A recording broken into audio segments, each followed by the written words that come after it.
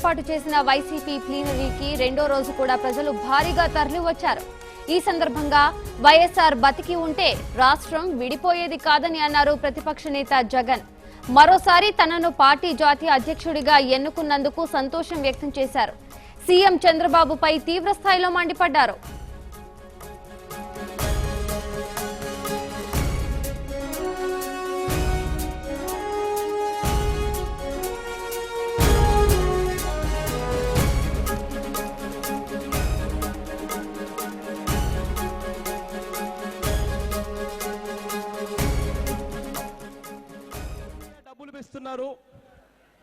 ఎందుకయ్యా కాంట్రాక్టర్ల రేట్లు పెంచుతున్నారు అని అంటే చంద్రబాబు నాయుడు గారు ఏమంటారో తెలుసా?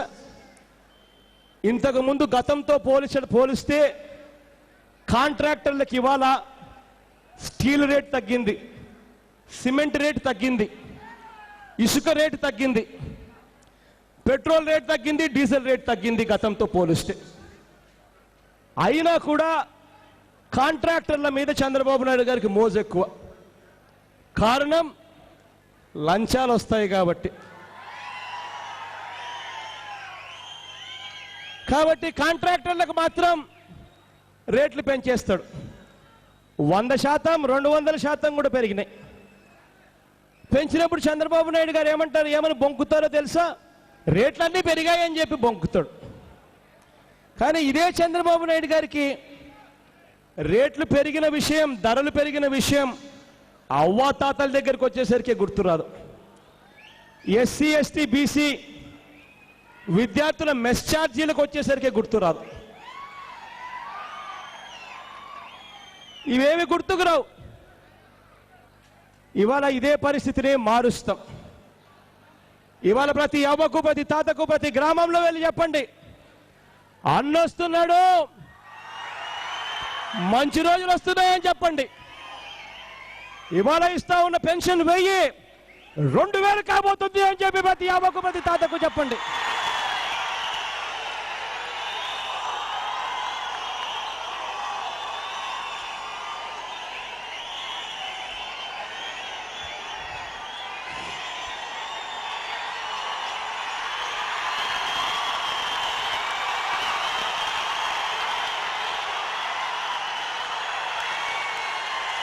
పిల్లల చదువులు,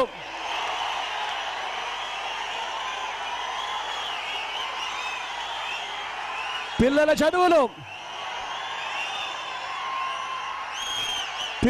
చదువులు కోసం అమ్మ ఒడి అనే పథకాన్ని తీసుకొస్తున్నాం. ఇవాళ మీ అందరికీ నేను మాట్లాడుతూ ఉన్నప్పుడు రైతులందరికీ కూడా తోడుగా నిలిచేందుకు వైఎస్ఆర్ రైతు భరోసా అనే పథకాన్ని తీసుకొచ్చాం. మరి ఏ భూమి లేని ఆ పేదల సంగతి ఏమిటి అని చెప్పి నా మనసు ఒప్పుకోల.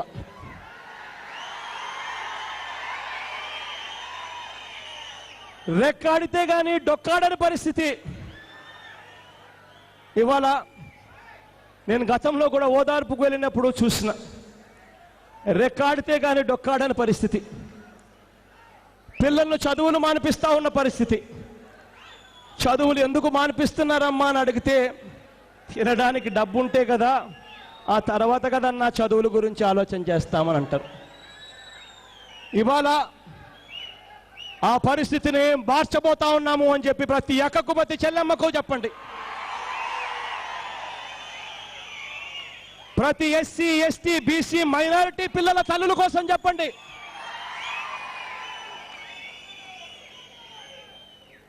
పిల్లల చదువుల కోసం ఏ తల్లి భయపడవలసిన పని లేదని చెప్పండి.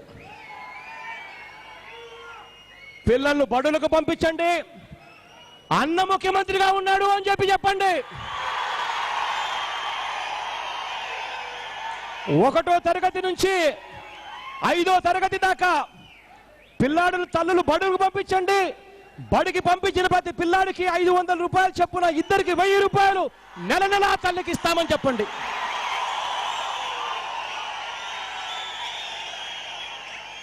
5వ తరగతి నుంచి 10వ తరగతి దాకా ఒక్కో పిల్లాడికి 750 రూపాయలు చొప్పున 2 పిల్లలకు 1500 నెల నెల ఆ తల్లులకు ఇస్తామని చెప్పండి.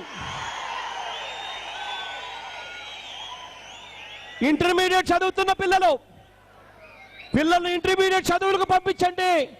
ఒక్కో పిల్లాడికి 1000 రూపాయలు చొప్పున 2 పిల్లలకు 2000 రూపాయలు నెల నెల నేరుగా తల్లులకే ఇస్తామని చెప్పండి.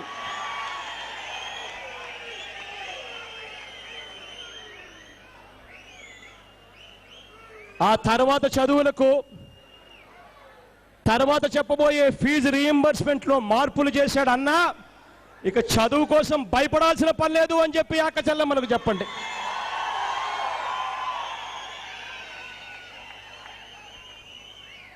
ప్రతి పేదవాడికి ఇల్లు 5వ పథకం కింద చెప్పండి.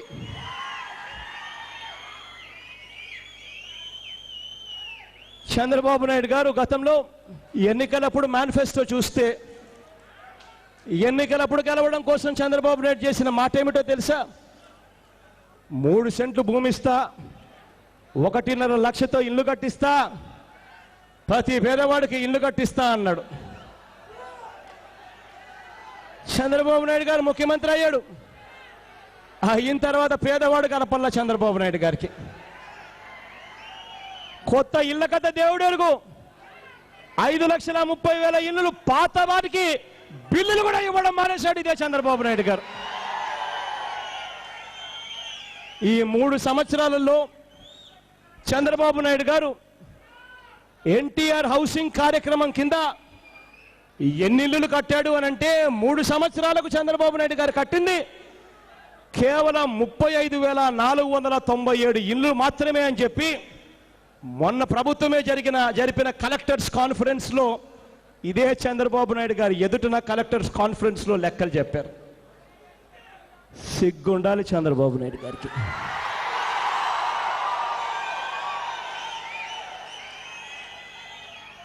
అదే ఆ దివంగత నేత ప్రీతమ నాయకుడు రాజశేఖర రెడ్డి గారు నాన్నగారి పాలనలో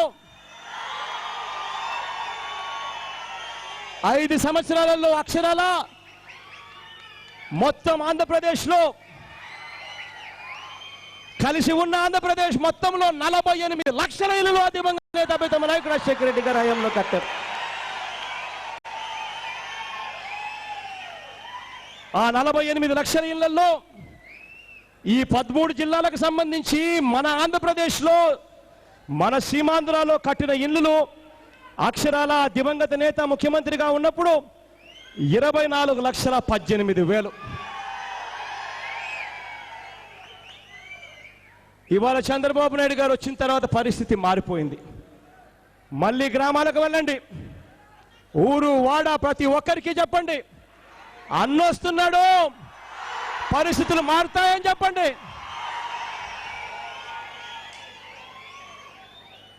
అక్షరాల 25 లక్షల ఇళ్లు కట్టిస్తాము. ప్రతి పేదవాడికి తోడుగా ఉంటాము అని చెప్పండి. ఈ ఇల్లు ఇచ్చేది కూడా ఈ చంద్రబాబు నాయుడు గారి పరిపాలన మాదిరి జన్మభూమి కమిటీల ద్వారా ఇవ్వమని చెప్పండి. వైఎస్ఆర్ గారి మాదిరి ఇస్తాము అని చెప్పండి. సాచ్యురేషన్ పద్ధతిలో ఇస్తాము అని చెప్పండి. కులం చూడం, మతం చూడం, పార్టీ చూడం, రాజకీయాలు చేయం, రాజకీయాలు చూడం.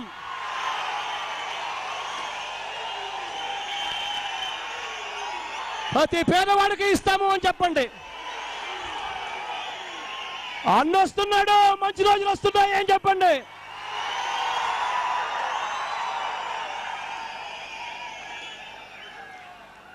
అంతేకాదు ఈ ఇచ్చే ఇల్లు ఇవాళ రిజిస్ట్రేషన్ జరగడం లేదు కదా, ఇప్పటి వరకు ఉన్న పరిస్థితి. దీన్ని మారుస్తాం. ఇల్లు ఇచ్చే రోజునే ఆ ఇంట్లో నా అక్క చెల్లెమ్మల పేరుతో ఇంట్లో అదే రోజు రిజిస్ట్రేషన్ చేసి ఇస్తాము అని కూడా చెప్పండి.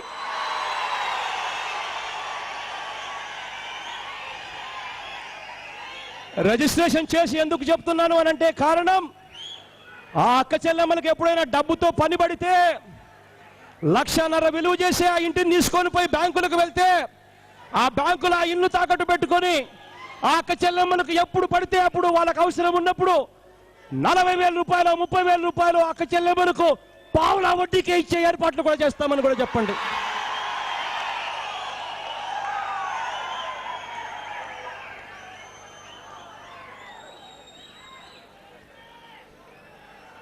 ఆరవ కార్యక్రమం అన్నొస్తున్నాడు.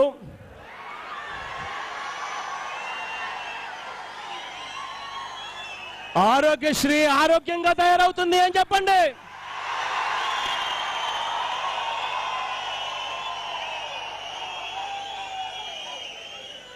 ఇవాళ బాబు గారి హయాంలో ఆరోగ్యశ్రీ పథకం అనారోగ్యంగా తయారైపోయింది.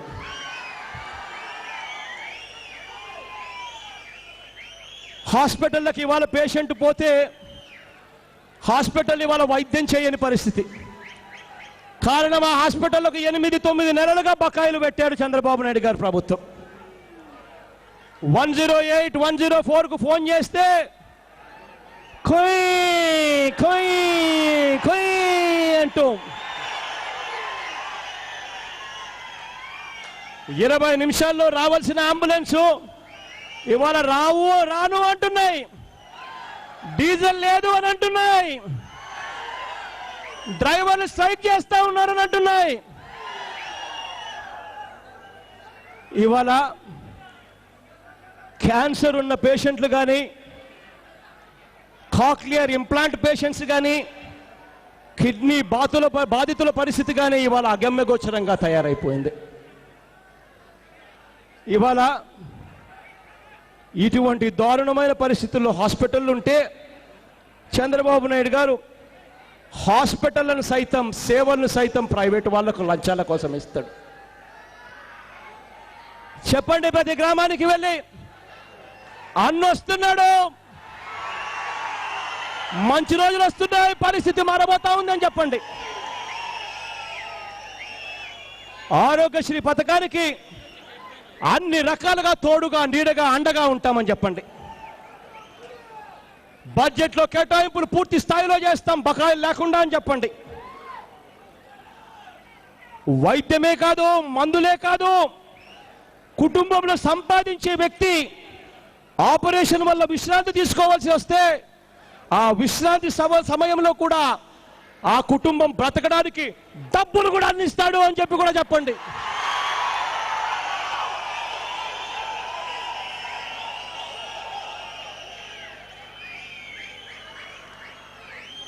కిడ్నీ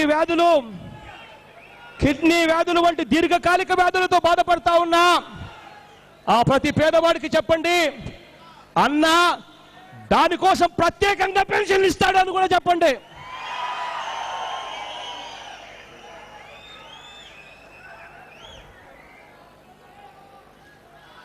ఏడవది ఫీజు రీయింబర్స్మెంట్.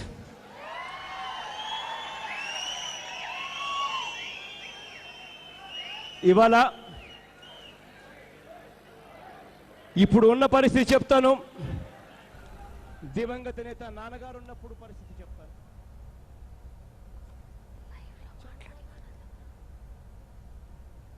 బీసీల మీద ప్రేమ అని, బీసీల మీద ప్రేమ ఆయన ఏమిటో తెలుసా? ఆయనకున్న ప్రేమ కత్తెరలు ఇవ్వడం, ఇస్త్రీ పెట్టెలు ఇవ్వడం, ముష్టేసినట్టుగా కాస్తో కూస్తో ఇచ్చేసి బీసీల మీద నాకు ప్రేమ అని అంటాడు. కానీ నిజంగా ఆ బీసీల మీద ప్రేమ చూపించిన వ్యక్తి ఎవరైనా ఉన్నారు అని అంటే అది ఒక్క దివంగత నేత ప్రీతమ నాయకుడు. అమరావతిలో ఏర్పాటు చేసిన వైసీపీ ప్లీనరీ రెండో రోజు కూడా ప్రజలు భారీగా తరలివచ్చారు. ఈ సందర్భంగా వైఎస్ఆర్ బతికి ఉంటే రాష్ట్రం విడిపోయేది కాదని అన్నారు ప్రతిపక్ష నేత జగన్. మరోసారి తనను పార్టీ జాతీయ అధ్యక్షుడిగా ఎన్నుకున్నందుకు సంతోషం వ్యక్తం చేశారు. సీఎం చంద్రబాబుపై తీవ్రస్థాయిలో మండిపడ్డారు.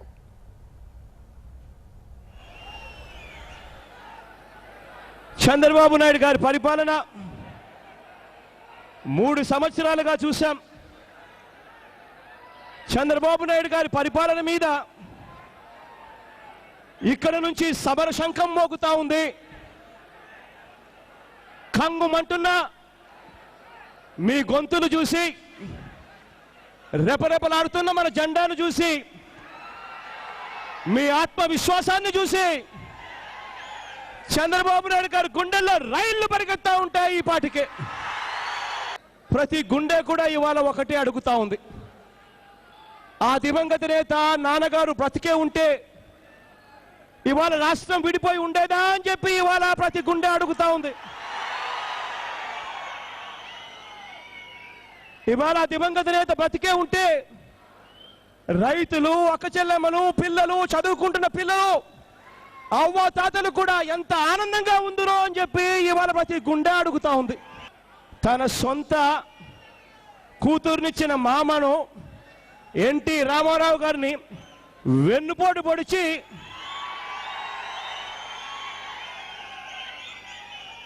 అధికారాన్ని లాక్కున్నాడు చంద్రబాబు నాయుడు. అదే భస్మాసురుడు ఏం చేశాడు? అనుగ్రహించిన శివుని నెత్తిన చెయ్యి పెట్టడానికి విశ్వ ప్రయత్నం చేస్తూ చనిపోయాడు. మనం అంతా కూడా చూసాం. ఇవాళ చంద్రబాబు నాయుడు గారు చేస్తా